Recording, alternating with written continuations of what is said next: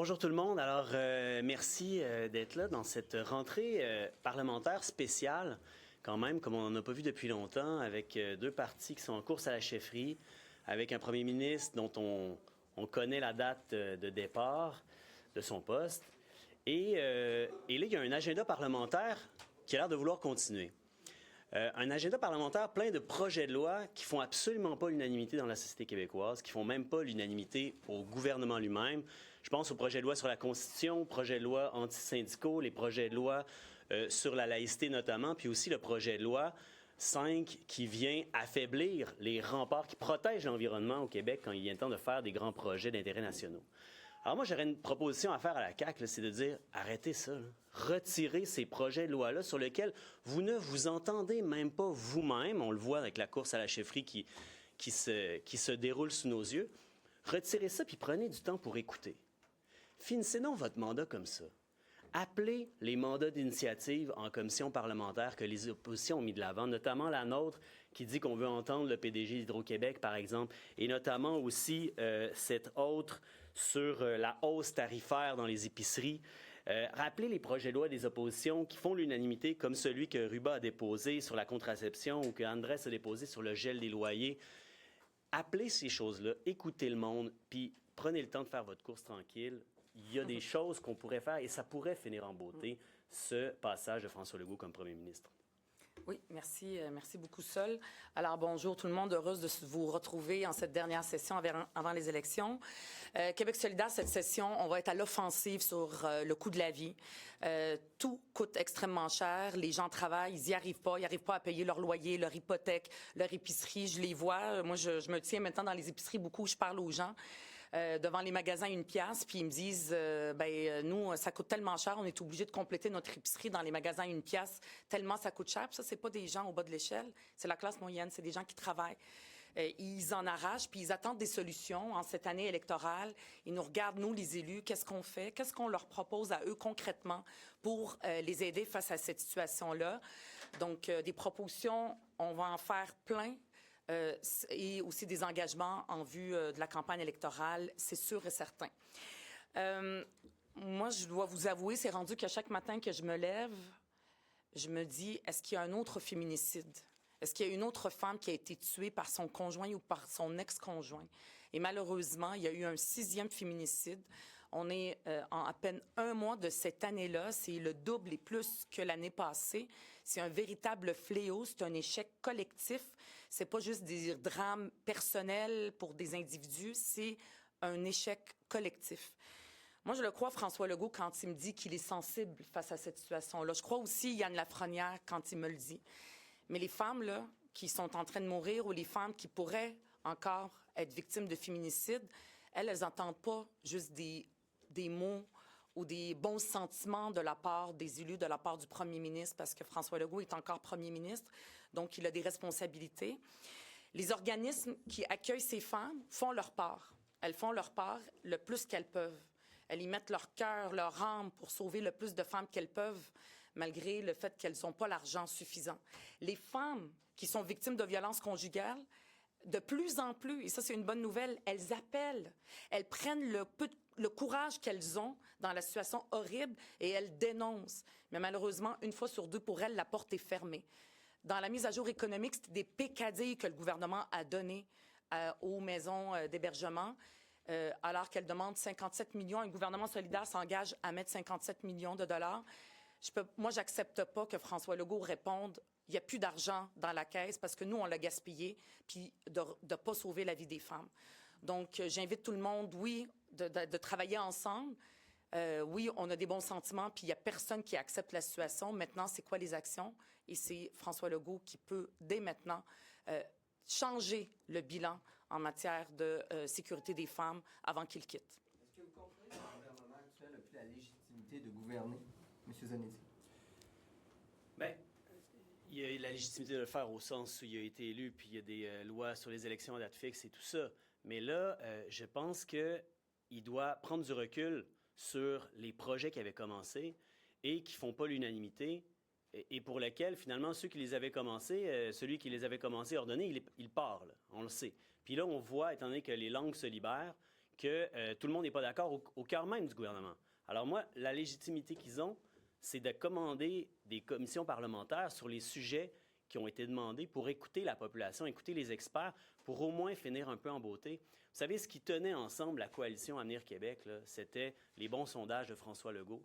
Son taux de popularité est disparu et là, la coalition elle est en train d'exploser complètement. On le voit, c'est un spectacle. Dans ce contexte-là, moi, si j'étais eux, je me mettrais en mode écoute. C'est un peu normal, à quelque part, que des projets de loi ne fassent pas l'unanimité. Je veux dire, si c'était un critère, on n'adopterait rien à l'Assemblée nationale. Oui, vous avez bien raison. Peut-être que j'aurais dû dire qu'ils soulèvent des levées de boucliers très généralisées dans la société. Quand on regarde le projet de loi de constitution, une constitution construite sans consultation en amont, qui est décriée par les nations autochtones au Québec, qui est décriée par les syndicats, par les groupes féministes, il n'y a pas grand monde qui soutient ça. Là. Donc, ça, c'est un projet en particulier qui devrait partir, puis je pourrais faire la liste. Retirer tout ça, pourquoi pas appeler des élections anticipées? Tant qu'à retirer tout ça, pourquoi pas aller vers les électeurs? C'est une bonne question. Nous autres, on va être prêts à n'importe quel scénario. Cela dit, il y a quand même une loi d'élection à date fixe au Québec qui sert à ce que les gouvernements ne déclenchent pas des élections au moment où ça leur est favorable pour des raisons partisanes. Je pense qu'il est important de respecter ça à moins d'une circonstance exceptionnelle. Madame, M. Boisy en avait 13 projets de loi tout à ce matin. Oui. On touche plus à 13 projets. On fait quoi? On fait quoi jusqu'en juin? On écoute, il y a tellement de mandats... sur pause. Ben non, au contraire. On écoute le Québec pour une fois en 8 ans. Ça serait vraiment bien, ça. Moi, j'aimerais ça entendre ce que les gens en éducation, ils veulent, plutôt que de se voir imposer des réformes puis des projets de loi. Ça fait longtemps que le monde de l'éducation, ils n'ont pas été contents de quoi que ce soit. Tu sais, j'aimerais ça qu'on les entende. Il y a tellement de mandats d'initiative qui ont été déposés pour qu'on entende le monde. Puis des projets de loi par les oppositions, il y en a qui ne font pas l'unanimité, mais il y en a qui font l'unanimité. La question de la contraception, il y avait de la grosse ouverture du point de vue du côté du premier ministre. Il pourrait être appelé, ce projet de loi. Il y a plein de choses qui pourraient être faites. En ce moment, là, les gens, je l'ai dit tantôt, là, on n'arrête pas de le répéter, on le voit, ils ne sont pas capables de payer le loyer. Hein? Il y a eu un rapport qui est sorti. Une grande majorité de gens. Pourquoi? Parce que les loyers ont tellement explosé, parce qu'il n'y a aucun contrôle des loyers. Il y a la mesure du TAL, mais on sait, là, il y a des gens qui ont reçu des augmentations de 20-40 % l'année passée. Puis je vous le garantis, cette année aussi, il va y avoir des très grandes hausses des loyers.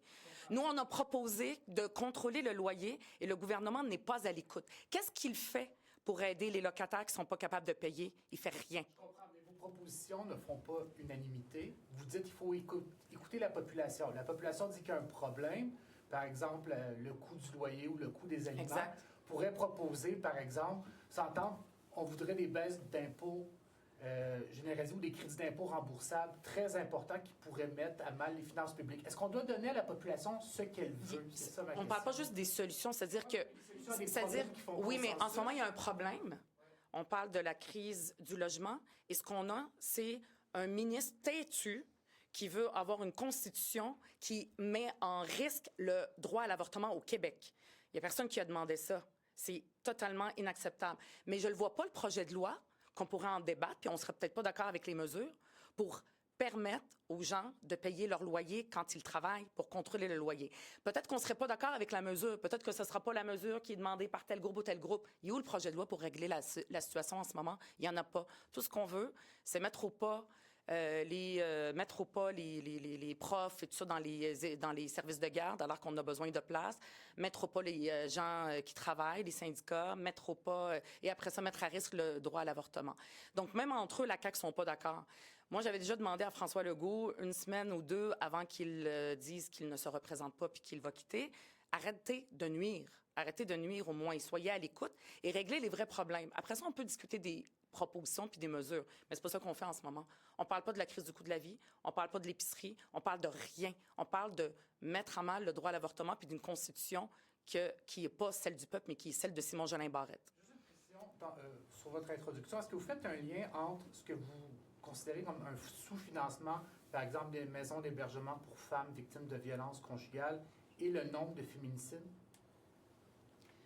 En fait, les féminicides, il n'y a pas une seule solution. S'il y a quelqu'un qui dit « voici la solution », ne le croyez pas, il vous ment. Il y en a plein. Ça commence par les discours masculinistes puis l'éducation des enfants à l'école, où est-ce que là, on voit qu'il y a un discours qui dit que les femmes doivent rester à la maison, puis il y a des profs qui m'en parlent. Les enfants disent que c'est correct, jusqu'au financement des maisons d'hébergement pour que quand une femme appelle, on ne lui dise pas « désolé, il n'y a pas de place ». Il y a la crise du logement qui fait qu'il y a des femmes, elles ne savent pas où aller, fait qu'elles restent avec leur conjoint violent parce qu'elles n'ont pas les moyens d'avoir un logement. Il y a les hommes récidivistes. Hein? Il y en a qui télégraphient qui vont faire un féminicide quasiment. Là. Celui qui a tué sa femme et qui s'est suicidé, c'est pas la première fois. Là. Il y a même eu un bracelet anti-rapprochement. Puis fait qu'est-ce qu'il faisait à l'extérieur? Comment ça se fait qu'il n'est pas en prison? Peut-être que sa femme, elle a eu peur, fait qu'elle a décidé pour les enfants, c'est correct. Il peut, je vais retirer mes plaintes, mais on le sait qu'il est dangereux.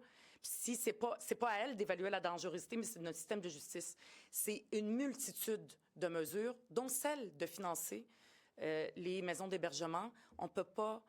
Le premier ministre, je veux pas l'entendre me dire qu'il n'y a pas la capacité de payer de l'État, puis qu'il veuille faire des économies sur la vie des femmes. Je veux pas entendre ça. Qu'est-ce que vous pensez de la volonté affichée par le Parti conservateur de faire la promotion d'une culture de la famille? Ça revient là, beaucoup, là, cette idée qu'on est en dénatalité, donc il faut faire davantage la promotion de la famille pour contrer ça. Bien, les femmes et les hommes, mais les femmes auront les enfants qu'elles auront choisi d'avoir. Maintenant, nous, comme société, on n'a pas à leur dire « faites plus d'enfants, faites moins d'enfants ». C'est ça, non, ce discours-là, on n'est plus en 1950. Cela dit, ce qu'il faut faire, c'est mettre les conditions en place pour que les femmes et les hommes puis les familles qui veulent avoir des enfants, c'est ça leur choix, parce que moi, je suis pour la liberté de choix.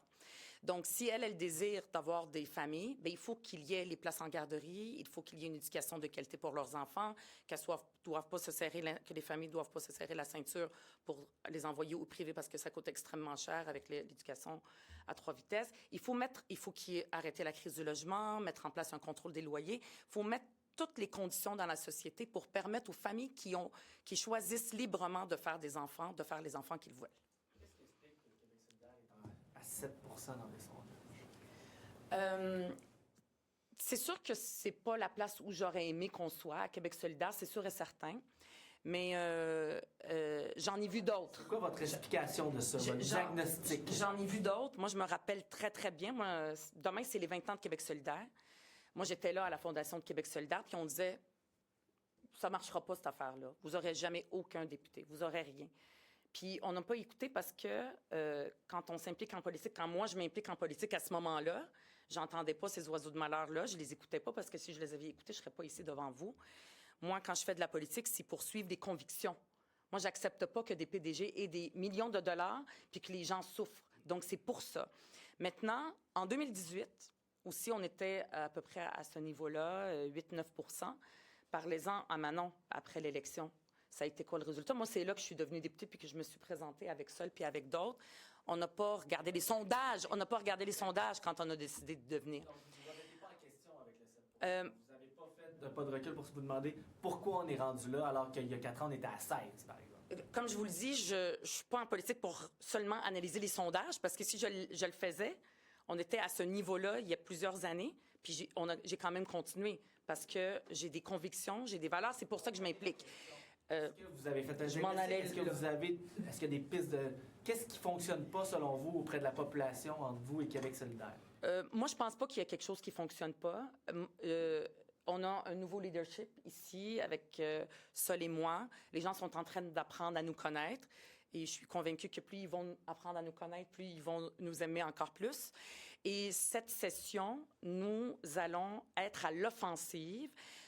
Vous allez m'entendre très souvent, puis je vais être pas mal la seule ici à l'Assemblée nationale à le faire, avec tous les députés de Québec solidaire, à pointer du doigt et à nommer les vrais coupables de la crise du logement, de la crise du coût de la vie, de la montée des prix dans les épiceries. En ce moment, il y a la classe politique, ce qu'elle nous dit, c'est la fatalité, on va essayer d'aider ceux qui en arrachent. Puis les autres, bien, débrouillez-vous. Vous travaillez, vous n'y arrivez pas, débrouillez-vous. Pendant ce temps-là, on a, que ce soit le gouvernement du Parti libéral, du Parti québécois, ils ont démantelé nos services publics et c'est la population qui paye des impôts et vit avec ça. Moi, je ne crois pas qu'il y a une fatalité. Les vrais coupables, c'est les grands PDG qui gagnent le salaire moyen en quelques semaines, même pas en début d'année. Ceux qui s'en mettent plein les poches. les vrais coupables, c'est les spéculateurs. Hein? Si en ce moment, c'est le Far West dans le monde du logement, je veux dire, c'est pas quelque chose qui vient d'arriver. On est en train de vivre avec les conséquences du désinvestissement dans les logements sociaux, des différents paliers de gouvernement, mais aussi de la décision de dire on laisse le libre marché. Hein, parce qu'on nous dit que le libre marché, quand on le laisse aller, tout d'un coup, tout va bien aller. On est dans un système totalement déséquilibré. Fait qu'on va être à l'offensive pour les nommer et on va aussi accuser, moi je vais continuer à accuser la classe politique qui a trahi la classe moyenne et qui a laissé faire ces coupables-là. On est les seuls à avoir le courage de le faire. On est en train d'annoncer à ces employés de Rouyn-Noranda qui suspendent des investissements de 300 millions de dollars qu'ils avaient promis parce qu'ils n'ont pas pu s'entendre avec le gouvernement. Donc, si la tendance se maintient, l'usine serait fermée l'année prochaine. Comment vous réagissez à ça? On va regarder les détails de ce qui est annoncé là, dans les prochains jours, de ce qui va se développer. Évidemment, ce n'est pas la première fois qu'une multinationale fait du bras de fer puis des menaces pour essayer d'obtenir des avantages du gouvernement et de faire peur au monde. Alors, on va regarder qu'est-ce qu'il y en a dans les prochains jours. En regarde. Moi, ce que je prends très au sérieux, là, c'est d'une part la protection des emplois des gens en Abitibi-Témiscamingue et à Rouyn-Noranda en particulier, et aussi la santé des citoyennes et des citoyens, puis la qualité de l'environnement, parce que l'environnement, c'est une richesse collective qu'on doit protéger. La santé des gens, quand on a vu les impacts de la fonderie, là, on ne peut pas commencer à monnayer ça puis à dire « Ah, ben là, c'est pas si grave pour vous autres, puis délocaliser les quartiers. » Je pense qu'on doit prendre au sérieux ces affaires-là, puis on va continuer. Est-ce que le gouvernement doit tout faire pour sauver ces emplois-là? Le gouvernement, sa tâche, c'est de sauver les emplois puis de sauver la santé des gens aussi. Et de ne pas faire de compromis sur la santé des gens. Peux-tu faire les deux? On va regarder. Moi, je pense qu'il ne faut pas... je pense qu'on peut faire les deux. Je pense qu'il ne faut pas tout de suite, disons, se laisser impressionner par les menaces de Glencore, qui est une des plus grosses multinationales au monde, dont l'histoire éthique est scandalisante. C'est une des plus grosses capitalisations au monde. C'est pas la première fois qu'ils font un bras de fer, qu'ils essaient de faire plier les gouvernements sur des normes environnementales. Ils ont obtenu quelque chose avec la hausse de la norme de nickel de la CAQ il y a quelques années. Donc, je ne plierai pas. Déplier de l'argent supplémentaire, c'est 300 millions. Est-ce que le gouvernement pourrait payer la moitié de la facture pour sauver les 3300 emplois? On va analyser la solution, les situations. Je comprends, mais on va analyser les choses quand on va avoir pris pleinement connaissance de la nouvelle, puis des détails entourant ça, puis on va poser des questions. Maintenant, la question, c'est, on peut-tu arrêter de faire des compromis sur la santé des gens et les laisser mourir du cancer? Depuis quand cette affaire-là, c'est pas quelque chose d'important, puis que tout à coup, là, toutes les menaces des multinationales nous font plier? Regarding the last stretch of this legislative session, you want all the bills to be cancelled? There are a lot of bills that are really contested in the society and even in the government right now. We can see it because they have a leadership race. And Bill 1, for example. Yeah, Bill 1, Bill 2, Bill 5, Bill 9, on secularism, on the unions, on the Constitution, and also the big Bill 5 on the legislation around big projects. It's weakening the environmental rules. So, yeah, they should take that off because they don't even agree about those bills for most of them. And there's a lot of people in society contesting those bills. And they should take a time off until April when they have a new leader to listen to the society, listen to what they have to say, and call maybe bills that have been proposed by the oppositions and listen to the people in commission in order to hear and have their feedback and do something good with it. But you don't want to have early election. Well, there is a law in order to have election at the same date. This law is meant to ensure democracy so that the government doesn't go on election whenever it suits its interests. I think it's important, but if they go in election, we will be ready, of course. Yeah, one of the first things you mentioned is the 6th femicide in Quebec. Yeah. What's your message? I know you said it in French. If you could repeat some of that in English, please. Yeah. This feminicide in 2026 is, comment on dit un échec? Fail, yeah. This feminicide is a fail for all our society. So I'm really afraid about this situation. And those women, and if we want to avoid other feminicide, it's not only to talk about good feelings and how we, like the Prime Minister and Monsieur Yann Lafrenière, just to say that they are sad about the situation. What's important now is to have actions. So it's important to, for example, to put money, 57 million, in the housing for those women who want to escape from a violent person. So this is what we should do, is to make actions, not only to speak about that. And it's not true that the government don't have any money to save these lives. It's important to invest and to put money and to put a lot of actions to protect women, and we don't want another feminicide this year. In French, some of your ideas that you don't want a woman calling a shelter and they tell her there's no room, that young men need to be educated at an early age. Can you just elaborate? There's a lot of measures that we should put in place. Education for young boys about the equality between women and men, but also when women call, and she take a lot of courage to call to say that she want to escape from her house. Right now, there's not enough place. So it's our responsibility as a society to open the doors to save and protect these women. Merci.